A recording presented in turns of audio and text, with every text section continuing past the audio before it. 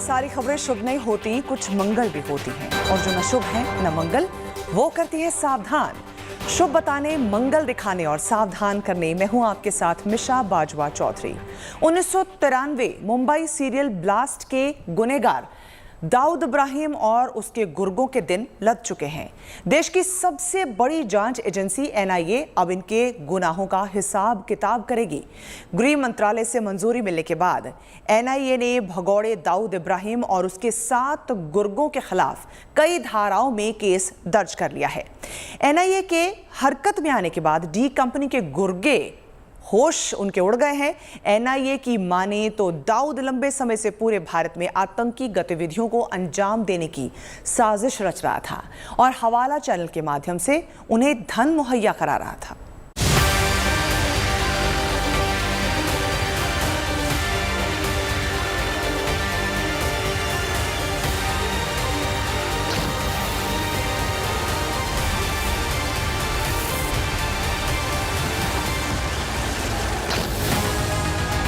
दाऊद इब्राहिम और D company पर NIA का शिकंजा। यूएपीए के तहत दाऊद समेत 7 लोगों पर केस दर्ज। केंद्रीय गृह मंत्रालय ने दी जांच को मंजूरी। 1993 मुंबई बम धमाकों के गुनहगार दाऊद इब्राहिम पर देश की आतंक पर जांच करने वाली सबसे बड़ी एजेंसी एनआईए का शिकंजा कस चुका है।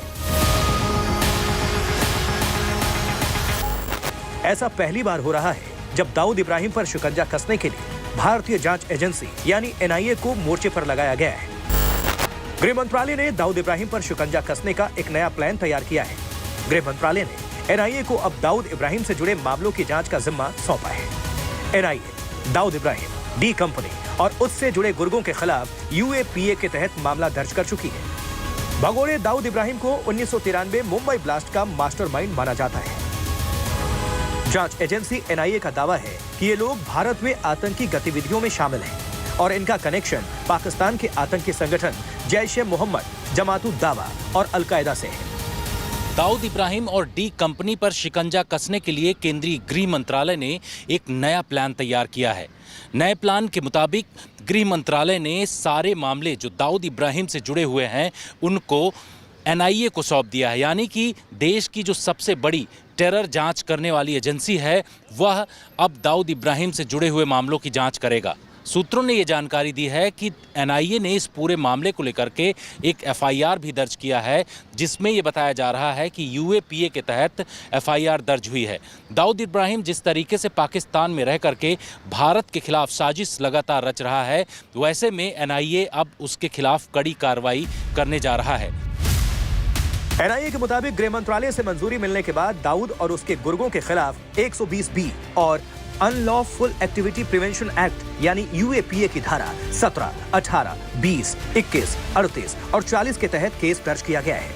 एनआईए के मुताबिक वैश्विक आतंकियों की सूची में दाऊद का भी नाम है। उस पर हथियारों की तस्करी और आतंकियों को हथियार सप्लाई करने का भी आरोप है। एनआईए का तो ये भी कहना है कि भारत छोड़ने के बाद दाऊद ने हवाला चैनल्स के जरिए आतंक को बढ़ावा दिया है। दाऊद ऐसे लोगों को धन मुहैया कराता रहा है जो उसके इशारे पर भारत में दहशत फैलाना चाहते हैं। 30 साल से ज्यादा समय से दाऊद इब्राहिम जो डी कंपनी कहलाता है एक इंटरनेशनली डेजिग्नेटेड टेररिस्ट है। हिंदुस्तान के खिलाफ कई प्रकार के आतंकवादी हमलों में शामिल हो चुका है। एलईटी को जैश-ए-मोहम्मद को हर प्रकार की मदद करता है। हिंदुस्तान के खिलाफ नार्को टेररिज्म में इन्वॉल्व है, मनी लॉन्ड्रिंग कराता है, ड्रग ट्रैफिकिंग कराता है और बड़े पैमाने पर टेरर फंडिंग कराता है। उसके बावजूद मुझे हैरानी है कि हिंदुस्तान ने भी उसको एक इंटरनेशनल टेररिस्ट के तौर पे घोषित किया हुआ है, लेकिन उसके खिलाफ कोई कड़ी कार्रवाई नहीं की गई। एनआईए के मुताबिक दाऊद ने छोटा शकील, जावेद चिकना, इकबाल मिर्ची और दूसरे लोगों के साथ मिलकर भारत में अपना तगड़ा नेटवर्क बनाया है। नेटवर्क में शामिल दहशतगर्द भारत में स्लीपर सेल चलाकर रसूखदार लोग, राजनेता और बिजनेसमैन को निशाना बनाते रहे। एनआईए ने तो दाऊद के पापों की पूरी फहरिस्त तैयार कर ली है। एनआईए के मुताबिक दाऊद भारत विरोधी गतिविधियों में शामिल लोगों की भर्ती करता रहा है और ऐसे लोगों की आर्थिक मदद भी कर रहा है जो देश में दंगे जैसे हालात पैदा करने की कोशिश कर रहे हैं। अभी फैसला किया गया कि मिनिस्ट्री ऑफ होम अफेयर्स ने एनआईए को कहा है कि वो बड़े पैमाने पर उसके खिलाफ कार्रवाई करे और यकीनन उसको ठिकाने में लगाए। हिंदुस्तान ने पाकिस्तान को बार बार कहा है कि हम जानते हैं कि वो कराची में छुपा हुआ है, एक पॉश इलाके में रहता है। उसके तमाम एड्रेसेस हमने बताए, यहाँ तक कि हमारे एक कॉरेस्पॉन्डेंट ने उसकी बीवी से भी बातचीत की। उसने कबूल किया कि दाऊद इब्राहिम वही है। उसके बावजूद भी ना तो पाकिस्तान ने उसको हमारे हवाले किया है, ना ही उसके खिलाफ कोई कार्रवाई की है। एनआईए की माने तो दाऊद भारत में अपने गुर्गों से बातचीत करने और अपना नेटवर्क मजबूत करने के लिए सोशल मीडिया का सहारा लेता है। एजेंसी के अधिकारियों ने इनसे की गई बातचीत में कुछ को इंटरसेप्ट भी किया है। एनआईए ने अपने जांच में पाया है कि देश में आतंकी गतिविधियों को अंजाम देने के लिए एक बड़ी साजिश रची जा रही थी। MH ने फैसला किया कि जो एनआईए है, दाऊद इब्राहिम की डी कंपनी के अलावा उसके तमाम रिश्तेदार, उसके भाई, उसकी बहन और उसके साथ जो बड़े बड़े आका मिले हुए हैं, उन सब के खिलाफ कार्रवाई करेगा। सब की जांच करेगा कि वो किस प्रकार से इन्वॉल्व हैं। बड़े पैमाने पर यूनाइटेड नेशन ने भी उसके कारनामों के ऊपर नजर रखी हुई है।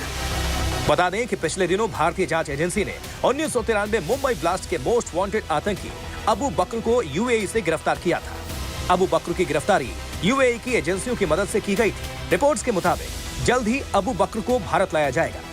अबू बकर को दाऊद इब्राहिम का करीबी माना जाता है और उसकी गिरफ्तारी के लिए काफी दिनों से ऑपरेशन चलाया जा रहा था। पिछले काफी दिनों से उसके पाकिस्तान और यूएई में छुपे होने की जानकारी मिल रही थी।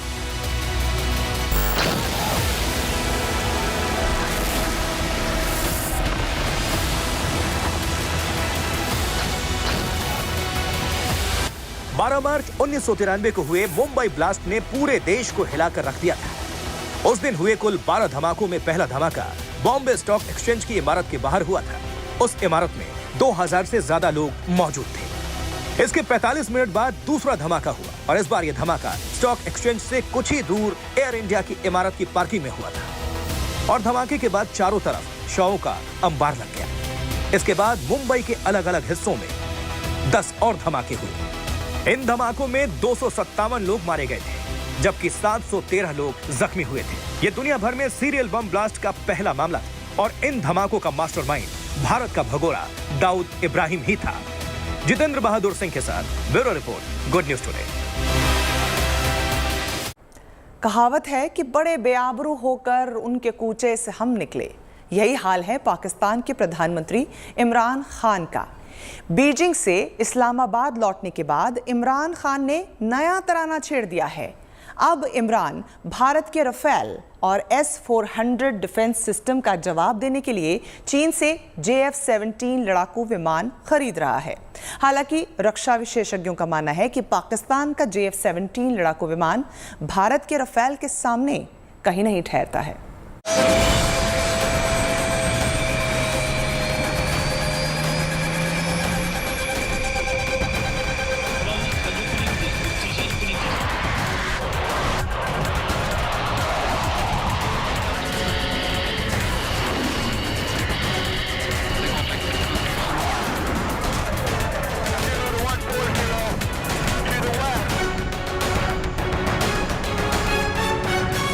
भारत के राफेल और S-400 के सामने नहीं टिकेगा पाकिस्तान का JF-17।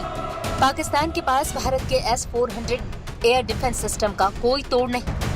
हालांकि पाकिस्तान सरकार JF-17 को काफी बढ़ा चढ़ाकर पेश कर रही है और इसे भारत के राफेल और S-400 एयर डिफेंस सिस्टम की काट बताया जा रहा है। लेकिन रक्षा विशेषज्ञों का मानना है कि पाकिस्तान का JF-17 भारत के S-400 एयर डिफेंस सिस्टम से कोई मुकाबला नहीं है, क्योंकि S-400 सिर्फ मिसाइल सिस्टम नहीं है, पूरा complete integrated air defence system है जिसके अंदर 300 किलोमीटर दूर तक देखने की रडार लगी हुई हैं। ये रडार 300 किलोमीटर डीप दुश्मन के एरिया में देखती हैं, वह चीन हो या पाकिस्तान हो, ये रडार उनके एरिया को देखती है पूरा। तो अगर कोई भी फाइटर एयरक्राफ्ट या कोई मिसाइल उसके देश से उड़ती है, लॉन्च होती है, वो डिटेक्ट हो जाती है और ये इंटीग्रेटेड सिस्टम ऑटोमेटिकली उसको जो है देश की सीमा में प्रवेश होने से पहले ही ध्वस्त कर देता है स्पेस में। पाकिस्तान भारत के राफेल लड़ाकू विमानों और S-400 एयर डिफेंस सिस्टम से मुकाबला करने के लिए अपने JF-17 विमानों को अपग्रेड कर रहा है। पाकिस्तान की वायुसेना अपने बेड़े में 50 JF-17 थंडर लड़ाकू विमान को शामिल करेगी। क्या चीनी JF-17 भारत के रफेल और S-400 को टक्कर दे पाएगा? बीजिंग से इस्लामाबाद लौटने के बाद पाकिस्तान के प्रधानमंत्री इमरान खान ने 50 JF-17 लड़ाकू विमान खरीदने के सौदे को अंतिम रूप दिया। पाकिस्तान सरकार JF-17 की मारक क्षमता को बढ़ा चढ़ाकर पेश कर रही है, लेकिन जानकारों का मानना है कि चीनी JF-17 भारत के S-400 मिसाइल सिस्टम और रफेल लड़ाकू विमान के सामने कहीं नहीं ठहरता है। रफेल लड़ाकू विमान देश और दुनिया में अपनी मारक क्षमता का प्रदर्शन कर चुका है। खबर के मुताबिक पाकिस्तान को अगले महीने यानी मार्च में 50 JF-17 ब्लॉक थंडर लड़ाकू विमान मिल जाएंगे। फिर इन्हें 23 मार्च को परेड वाले दिन उड़ाया जाएगा। बता दें कि JF-17 एक मध्यम आकार का मल्टी रोल निभाने वाला लड़ाकू विमान है, जिसे चीन के चेंगडू एयरक्राफ्ट कॉरपोरेशन और पाकिस्तान एरोनॉटिकल कॉम्प्लेक्स ने संयुक्त रूप से विकसित किया है।